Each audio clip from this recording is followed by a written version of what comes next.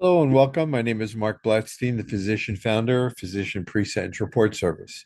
Today I'm going to review First Step Back, an interview regarding earned time credits updates, and it's going to explain, as I said, First Step Back, Second Chance Act, computation of earned time credits, which, according to the subject expert Rick Stover, Assistant Director to the Federal Bureau of Prisons, is working correctly. We may disagree with that, but this is the interview. You can see it on the Federal Bureau of Prisons website. You can also see it right here on my site. It's a half hour. I don't need to play it for us right now. Overview. His take is that the calculations of the earned time credits was a software issue, which we all pretty much understood somehow. Now, the First Step Back earned time credits are being done correctly. We may not agree universally across the country. Reentry services, they're moving, what they're doing is that they move people, inmates into the residential reentry center and or to home confinement. It's improving, but it's not great. Yet, right before it, he says that it's being done correctly. But on paper, what should happen, according to the memo from the warden marshal, was that individuals are sent to halfway houses if they need the time to be able to get a job, get a place to live, to get back on their feet. It's not easy. Then, if they are eligible for home confinement, the halfway house is still responsible for them, and you're still under the control of the Federal Bureau of Prisons. They'll move you to the halfway house. That frees up beds.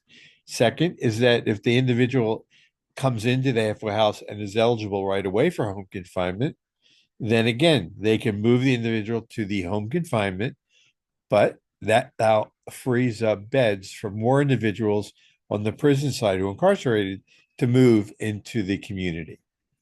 The Designation and Sentencing Computation Center started a triage team initially when the new warden was hired, and they did it with the Reentry Services Division.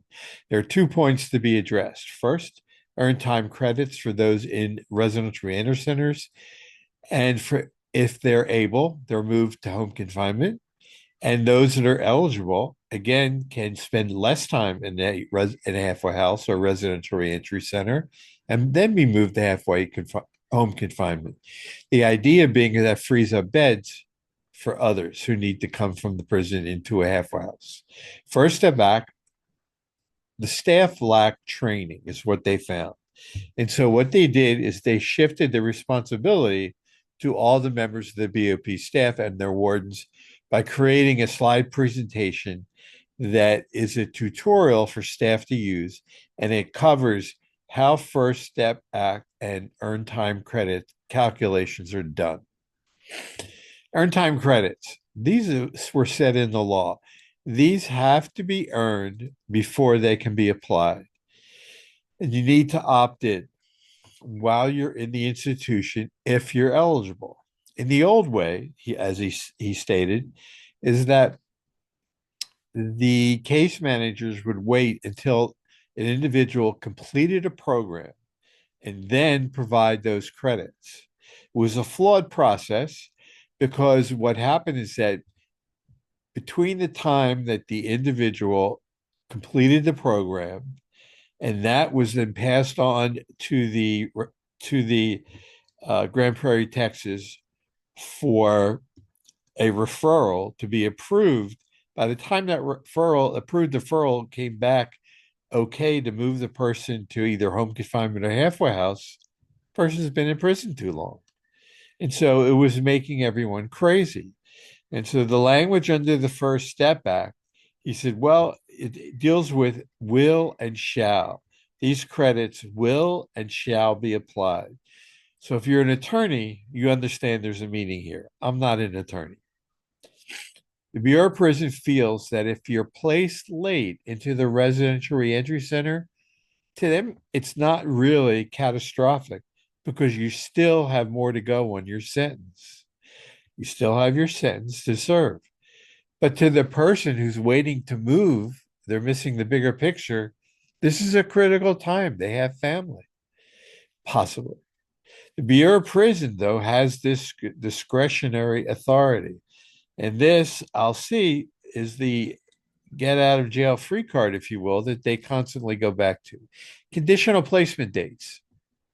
You have to be serving a time for an offense that is not disqualifying.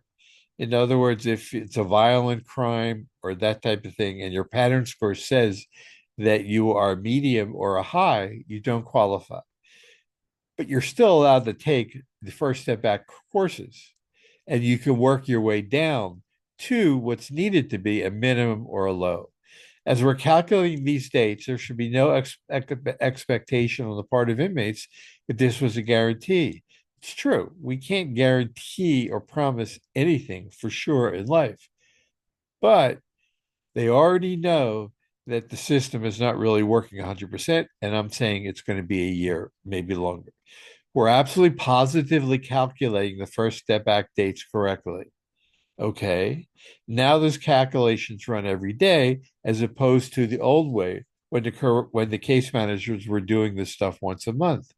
That may be the case, but then why do they constantly put in the caveat that it's will and shall and at the discretion of?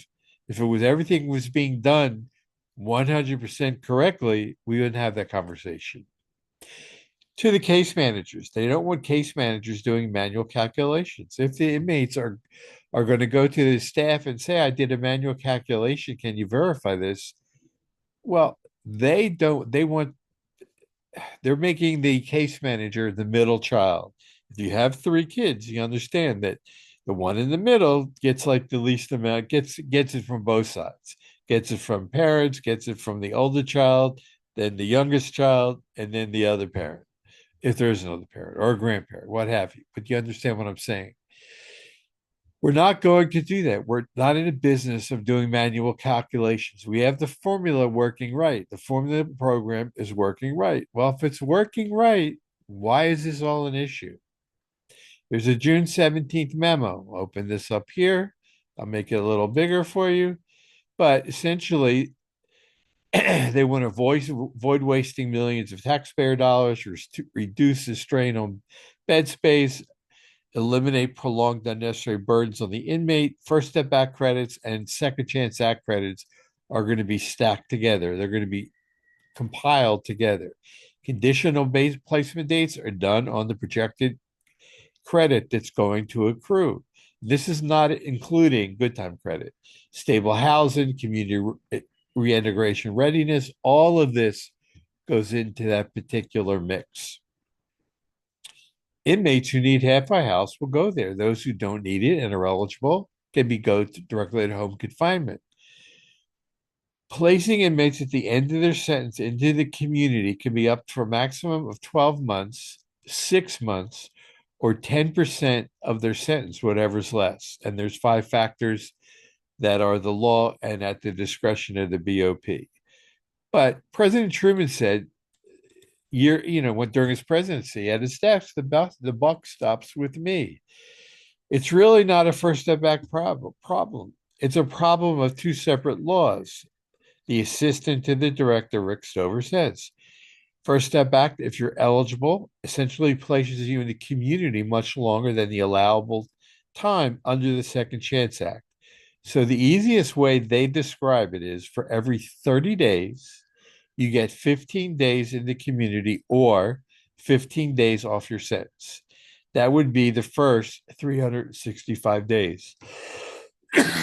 Anything beyond that, it's not going to come off your sentence, but it'll go to your time in community placement, either in halfway house or home confinement. Next topic is someone from your family calls the halfway house and says there's empty beds. If a halfway house has open beds, Mr. Stover says, from the BOP's perspective, we're dealing with contracts and contract quotas, not open beds. What does this mean? They may have empty beds, but the beds may not be contracted to the Federal Bureau of Prisons. Rather, they have to keep it open for people coming from either state prisons, jails, or other type facilities. My takeaway, if only the topics covered in the interview were actually working the way it's portrayed. It's getting better, but it's not going to, this is not working at, it may be working on paper, but practically speaking, if you're in prison, it's really not working to benefit you. I thank you for taking the time to listen to this YouTube video. I realize that you're a busy day, but I appreciate you taking the time out of that day to listen to me. Have a good day and stay safe.